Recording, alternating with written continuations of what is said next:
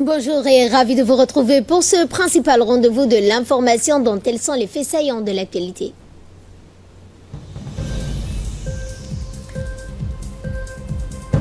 Et un atelier de réflexion sur le suivi dans le domaine du tourisme et de l'énergie s'est tenu ce matin à la primature. Au Soudan, signature de l'accord pour un transfert du pouvoir aux civils. Bonjour à tous, nous entamons ce journal par cet atelier de réflexion du lancement officiel des ateliers de réflexion sur le suivi du mécanisme de suivi et d'évaluation des secteurs retenus tels que le tourisme et l'énergie. En effet, le gouvernement, par le biais de la primature, a entrepris de mettre en place des ateliers sectoriels dans le respect de l'aspiration nationale à une économie inclusive, durable et créatrice d'emplois, conformément à la vision Djibouti 2035 et à la stratégie pour la croissance accélérée et la promotion de l'emploi. Objectif étant donc de mettre en place la méthodologie et les résultats rapides importants dans les deux secteur clé. Cet atelier de réflexion organisé par la primature avec l'appui du cabinet Pemandou comporte deux laboratoires concernant les secteurs du tourisme et celui de l'énergie.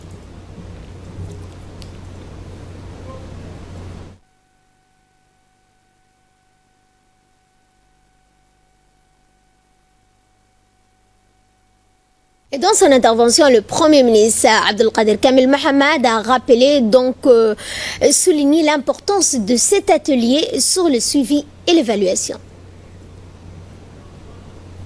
Avec un immense plaisir que je vous accueille aujourd'hui, ce matin, à l'occasion de ce grand événement qui marque le lancement officiel des ateliers de réflexion sur les mécanismes de suivi et évaluation de l'action gouvernementale, centrés sur les deux secteurs prioritaires retenus par le gouvernement, à savoir le tourisme et l'énergie.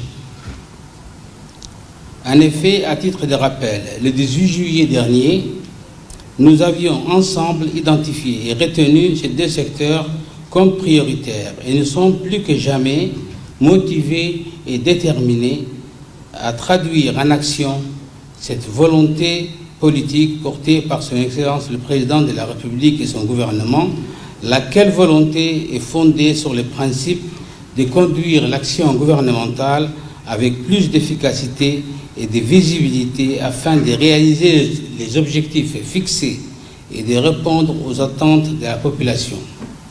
Le gouvernement, par le biais de la primature, a entrepris de mettre en place des ateliers sectoriels dans le respect de l'aspiration nationale et vers une économie inclusive, durable, créatrice d'emplois et conformément à la vision 2035 et à la stratégie pour la croissance accélérée de la promotion et de l'emploi. Ces ateliers de réflexion organisés par mon département avec le cabinet Pemandou comportent deux laboratoires concernant le secteur du tourisme et celui de l'énergie et portent sur les objectifs suivants.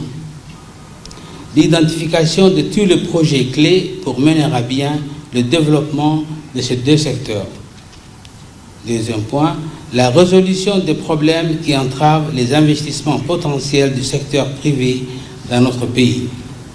Enfin, la mise en place des plans d'action afin de tracer les voies et moyens à suivre pour le développement de ces deux secteurs. Cette synergie entre le secteur public et le secteur privé abordera les questions de mise en œuvre des projets et veillera à ce que les projets soient exécutés dans les délais prévus.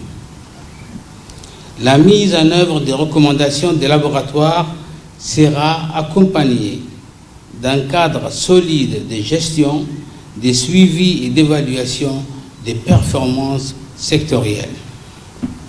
Au terme des travaux de ces deux laboratoires et des résultats enregistrés, la nouvelle unité de suivi et de l'exécution des initiatives prioritaires placée sous la tutelle et la supervision de la primature va accompagner et appuyer la réalisation des objectifs fixés par le gouvernement au secteur du tourisme et de l'énergie afin d'asseoir leur plein essor. J'espère que toutes les parties saisiront cette opportunité et s'assureront de leur engagement tout au long des 4 semaines de laboratoire afin de tirer le meilleur parti du processus de travail en laboratoire et d'obtenir le meilleur résultat possible pour notre pays. Je déclare donc ouvert les travaux de ces ateliers de réflexion et reste convaincu que votre participation active va contribuer à la bonne réussite des objectifs fixés. Et suivons ensemble cette réaction du secrétaire général du ministère de l'Environnement. Le ministre a inauguré l'atelier de réflexion sur les 2 secteurs qui ont été retenus par le gouvernement, à savoir le tourisme et l'énergie, comme étant des secteurs prioritaires pour le développement de Djibouti. Pourquoi le secteur du tourisme est retenu? Parce que Djibouti d'abord a un grand potentiel pour développer le tourisme. Nous avons des sites exceptionnels tels que le site Frères, Goudoria, l'Akabé, l'Akassal, etc. Nous avons un potentiel très important pour accueillir des touristes. Et d'un autre côté, le tourisme est un secteur créateur d'emplois qui peut contribuer à la lutte contre le chômage, qui peut contribuer au développement économique du pays. Et jusqu'à présent, le secteur du tourisme n'est pas assez développé dans notre pays. C'est pour cela que le gouvernement est en train de mettre en place un programme pour développer le secteur du tourisme qui doit remplir son rôle dans le développement économique du pays. Aujourd'hui, il y a eu lieu au Palais du Peuple une réunion de haut niveau présidée sous la houlette du Premier ministre. Alors ça a consisté à mettre en place un groupe de travail qui se chargeront de travaux des laboratoires sur des discussions autour de 2 thèmes qui ont été retenus lors de la dernière réunion des ministres le 18 juillet.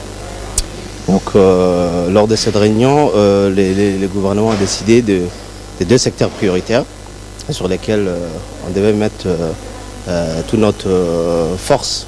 Ces 2 secteurs sont les secteurs de l'énergie et du tourisme. Mandou Associates, nous sommes les partenaires avec les primatures, aussi le gouvernement de Djibouti, pour lancer l'exercice réflexion pour structurer le secteur priorité, tourisme, aussi l'énergie au Djibouti. Aussi la mission sera c'est pour établir une unité de suivi d'opération. Et nous sommes toujours dans la semaine nationale de l'allaitement maternel, placée cette année sous le thème « Autonomiser les parents, faciliter l'allaitement ». Ce magazine, ô combien important pour sensibiliser les mères à donner leur sein, voici un magazine sur la question de l'allaitement maternel. Estime dans le monde que 2/3 des décès infantiles surviennent au cours de la première semaine. Un constat global qui pointe la malnutrition comme étant l'une des principales causes et contre lesquelles l'allaitement maternel exclusif constitue un rempart efficace et la méthode optimale par excellence pour l'alimentation des nourrissons. Recommandés par l'OMS et l'UNICEF, les vertus de l'allaitement maternel exclusif ne sont plus à démontrer, tant l'allaitement comporte des bienfaits incommensurables à la fois pour la santé et le développement du bébé, mais aussi pour la mère. Lors de ces tournées de prise de contact dans les maternités, le ministre de la Santé, Mohamed Warsama Diriye, s'est enquis des bonnes dispositions mises en œuvre en faveur de la santé de la mère et de l'enfant. Le ministère de la Santé mène des activités promotionnelles sur les pratiques familiales essentielles à tous les niveaux de la pyramide sanitaire, mais aussi au sein de la communauté. L'allaitement maternel exclusif, comme vous le savez, constitue un des objectifs mondiaux de santé publique afin de réduire la mortalité, mais également la morbidité infantile et plus particulièrement dans les pays en voie de développement. Le lait maternel, comme nous le savons tous, est un aliment naturel qui est idéal dans le sens où il assure une croissance qui est optimale pour l'enfant de par ses qualités nutritives et anti-infectieuses. Il constitue un liquide qui est vivant de par sa cinétique qui est changeante en fonction du moment de l'allaitement, mais également de la durée de la lactation. À l'entame de sa grossesse, c'est lors de consultations prénatales gratuites que la future maman commence à être sensibilisée sur la question de l'alimentation et du bien-être de son enfant. Ces séances d'information et de sensibilisation sont dispensées aussi bien dans les polycliniques, dans les centres de santé communautaires qu'au niveau des centres médicaux hospitaliers des 5 régions de l'intérieur. Riche en protéines et en anticorps, le colostrum, ou premier lait, agit comme un vaccin naturel pour le nourrisson. Le colostrum aide l'organisme immunitaire du bébé à se défendre contre les infections. Par ailleurs, le recours à l'allaitement maternel précoce est encouragé par l'initiative Hôpital Ami des bébés, IHAB, en adéquation avec les directives nationales sur la santé reproductive. S'articulant autour de 10 commandements, cette initiative IHAB, à laquelle adhèrent nos maternités, recommande un accompagnement continu, personnalisé et de qualité en faveur des parents en vue de les sensibiliser et de les encourager à privilégier l'allaitement maternel exclusif pour leur bébé. À Alissabié, dans le cadre de la lutte contre la contrebande, les gendarmes ont au cours d'une opération saisi 10 gros sacs de cadres de contrebande d'une valeur totale d'1 300 000 francs Djibouti. En effet, le 17 août, les gendarmes de la brigade d'Alissabié, en collaboration avec les agents de la douane, ont mené une opération de contrôle près de la cimenterie d'Alissabié. Ils interceptent ainsi un véhicule de type minibus. Au cours d'une fouille minutieuse effectuée sur le véhicule, les gendarmes ont découvert une marchandise de cadres de contrebande composée de 6 gros sacs comprenant 130 kilos d'une valeur marchande estimée à 780 000 francs. Un peu plus tard, la même équipe intercepte un autre véhicule de type long cuiseur. Second véhicule transportant 4 gros sacs de chacun de 130 paquets estimés à une valeur de 520 000 francs. Les personnes impliquées seront déférées devant le procureur de la République pour répondre de leurs actes. Et nous allons au Bok où l'association ITRO de Dalal Af, en collaboration avec la préfecture, le conseil régional de Bok et le secrétariat d'État à la jeunesse et au sport ont organisé la 3e édition du tournoi Omnisport qui a eu lieu du jeudi 15 août au vendredi 16.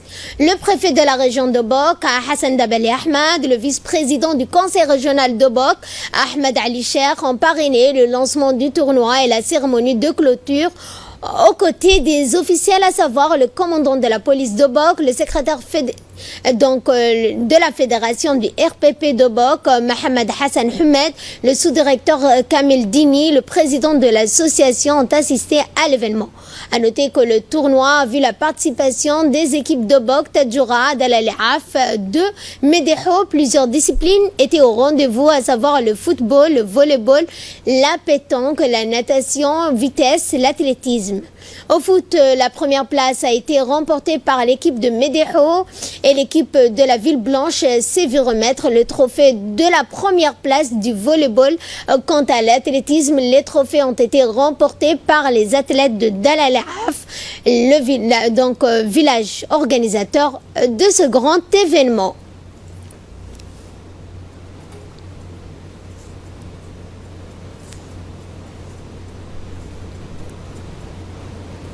C'était dans les titres. Au Soudan, les militaires au pouvoir et les meneurs de la contestation ont signé hier un accord à Khartoum.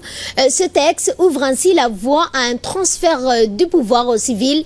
L'accord a été paraphé par Mohamed Hamdan, numéro 2 du conseil militaire, et Ahmed Rabi, représentant du mouvement fer de lance de la contestation. Plusieurs chefs d'État et premiers ministres étrangers étaient notamment présents. Certes, le chemin vers la démocratie sera lent, mais le texte met fin à près de 8 mois de contestation qui ont conduit à la chute du président Hassan Omar el-Bashir en avril, avant de se retourner contre les généraux ayant pris sa succession. Reste à relever une économie aujourd'hui exsangue. En Italie, après plus de 2 semaines à bord de l'Open Arms, 27 mineurs non accompagnés ont été autorisés par l'Italie à débarquer. Selon les ONG espagnoles, ils sont actuellement évacués par les gardes-côtes de Lampedusa. L'annonce a été confirmée dans la presse italienne par le ministre de l'Intérieur, Matteo Salvini, pourtant fermement opposé à tout débarquement. Le leader du parti de la Ligue a toutefois indiqué que la décision appartenait au président du conseil, Giuseppe Conte. Les deux hommes s'affrontent verbalement depuis plusieurs jours. Jeudi, le chef du gouvernement avait vivement critiqué la contestation obsessionnelle de Matteo Salvini sur le thème de l'immigration. En Afghanistan, cette fois, un attentat survenu hier soir dans une fête de mariage à Kaboul a fait au moins 63 morts et 182 blessés. Selon un témoin, l'explosion a eu lieu près de la scène à côté des musiciens, des jeunes, des enfants. Tous ceux qui étaient là sont morts, quelques-uns sont blessés. Ils sont à l'hôpital, mais les autres sont morts, a-t-il dit. Le porte-parole des talibans a nié ce matin être à l'origine de l'attentat. L'organisation qui est actuellement en négociation pour trouver un accord de paix avec les États-Unis a par ailleurs condamné l'attaque. Et pour terminer, nous allons en Algérie où des dizaines d'étudiants ont perturbé hier une réunion de l'instance de dialogue chargée de promouvoir ainsi le pouvoir algérien de sorte que le pays sorte de la crise, pour dénoncer ainsi la présence d'un syndicat étudiant qu'ils accusent d'être un soutien du pouvoir selon les médias et des réseaux sociaux. Formée fin juillet, cette instance nationale de dialogue est chargée de consulter partis politiques, sociétés civiles et représentants du Hirak, mouvement de contestation, afin de définir les modalités d'une présidentielle devant élire un successeur à Abdelaziz Bouteflika, contraint à la démission par la rue le 2 avril dernier. Voilà, c'est tout pour ce journal. Merci à vous de l'avoir suivi. Excellent après-midi à toutes et à tous.